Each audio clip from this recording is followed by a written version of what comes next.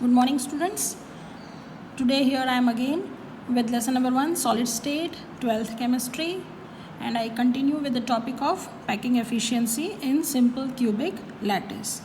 We have in earlier videos talked about packing efficiencies in HCP and BCC. Let us talk today about the simple cubic lattice. Now students, in simple cubic lattice, let me show you how the atoms are arranged. You are very well aware that atoms are arranged at the corners of the cube in the simple cubic lattice. So I am here drawing for you the simple cube. You can see that in this cube the atoms are placed at the corners. So let me just show you the atoms which are placed at the corners. Now this and this atom are going to be placed at the edge. Now as I said, there are 8 atoms. So this is one of your atom, this is another atom. You will see that at all these corners also the atoms are placed, which are all on the edges. And similar situation is there at the bottom also. You can see like this, which gives you conclusion that you are overall having your 8 atoms. Now let us consider this edge length as your A. Let us take as your edge length. Okay, let me name the cube for your easy reference. This is your A, B, C, D, E, F, G and H. Okay, so here in this case your edge we are taking as A. Now let me connect this edge length and the radius of each of this particle. You can see that this is the radius, this is the radius, this is the radius. So let us talk like this, that if edge length is equal to A, then here A will be equal to 2R. So this we need to know first thing. Now secondly, we also need to know the volume of cube. Here volume of cube will be nothing but A cube, and I just now brought to your notice that A is 2R. So I am going to take 2R cube, which ends up in 8R cube. Now here volume of one atom, that is one sphere. You know that simple cubic lattice no doubt are showing you here 8 atoms, but you are aware that it is having only one complete atom, because each atom which is placed at the corner is contributing its 1/8 part to the unit cell. So we have studied this earlier, 1/8, that is 8 times gives you 1 atom. So here we need to discuss about volume of one atom, which we can write it as you know, 4/3 pi r cube. Now I am doing this because we are on to the topic of packing efficiency. Let me give you the formula for your packing efficiency, which you are already aware of. Packing efficiency is nothing but volume of your one atom. Here you need to take a note of, because it is simple cubic lattice, this part is one atom. Had it been BCC, it would have been 2. Had it been FCC, you know that it would have been 4 atoms. But here, as it is simple cubic lattice we are talking about, it is one atom only. So volume of one atom divided by whatever you are having here is the total volume. Let me talk about it as a total volume of unit cell into 100. So this is the formula for your packing efficiency, which you will be getting in the terms of percentage. Now it's simple, you need to just put up these particular values. Volume of one atom you know is 4/3 pi r cube divided by 8R cube. So if you will solve this, you will see that you are getting back pi by let me solve this further only. You will get pi by 6 into 100. Okay, this will be 4 2s are 8, 3 and 2 you will get back as 6. So in percentage, if you count, this will end up in 52.4%. So this is the packing efficiency you are going to get for your simple cubic lattice. I hope till here it is clear, students. Now as a part of conclusion, let me give you conclusion for all the three which we have studied. For simple cube, let us see what is the packing efficiency, what is the percentage void, edge length and radius. Secondly, we will talk about BCC and we will also talk about FCC or CCP. Now in simple cubic, the packing efficiency you will see is 52.4%.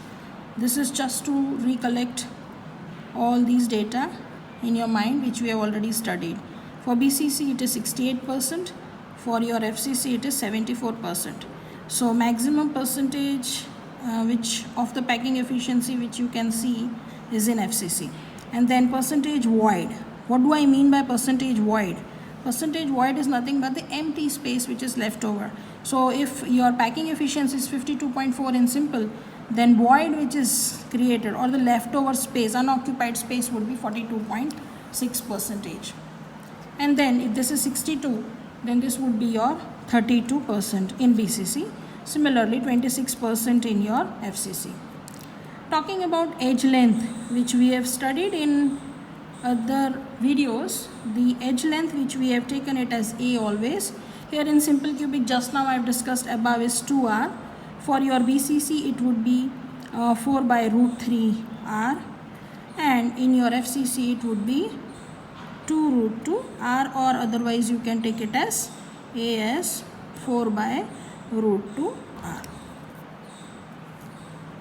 Okay, and the radius which we have been discussing is simple to obtain from here also. So that is, in this case r will be A by 2, and in BCC it would be r is equal to root 3 by 4 A, and here it would be A by 2 root 2, or otherwise r can be root 2 by 4A. So this was all about the conclusion part of packing efficiency for all the three simple cubic and BCC and FCC which you have studied. Students, let me continue with the radius ratio part, which is important for you all in your competitive exams. So what basically do you understand from radius ratio? Radius ratio is nothing but, you can understand from the word itself, it is a ratio of the radius. But whose radius? So you need to know that it is the radius of the cation divided by radius of the anion, which you need to keep in mind. Now actually here I am going to talk about the rules for AB type of structures in context to radius ratio. Before I move on to that, I would like to tell you certain important points about the radius ratio. For that, I want you all to look over here. It is, the radius ratio is used only for ionic compounds. That is the first point which you need to keep in mind. Now, radius ratio if increases, then your cation size should also be more. Once the cation size is more, you can see that coordination number would be more. You are all very well aware that coordination number is nothing but the nearest atoms which are occupying a particular atom. Okay, so in case if your size of the cation is bigger, then you can see how the atoms are arranged around it. Let me give you this particular part, how you can, through this particular explanation of the diagram. Suppose you have this as cation and you surround an ion around it like this. Here you have seen that you are having the size of the cation are larger, so more number of anions could be arranged. But suppose if you are having cation so small, and then if you try to arrange your anions around it, obviously small number of or less number of anions will be surrounding it. So more the radius of the cation, more would be the coordination number. I hope you are getting. In this case you can see coordination number is 5, in this case coordination number is 3. So that is what I mean to explain you by this particular second point. Higher the coordination number, higher would be the radius ratio, and in that case higher would be the radius of the cation. Another point which we are already aware from earlier studies is your size of the cation is always smaller than size of your anion. And very important another point in this context is stability of the ionic compound will be high. if your radius ratio is high. This you need to keep in mind. Now there are various structural arrangements which you get when radius ratios are varying. So that I would like to show you through this particular table, which is from exam point of view in your various external exams, an important part. So let us now have a look at the radius ratio part. Now radius ratio, I told you the part is nothing but the radius of cation divided by radius of anion. When you are taking this into considerations, you get a range of radius ratio. When you are in this particular radius ratio range 0.155 to 0.225, you get coordination number 3, which leads to structural arrangement of planar triangular. I just now showed you that once the coordination number increases, your radius ratio also is supposed to increase. There is a calculation for obtaining this radius ratio, which right now I am not showing you because it is not there in the content.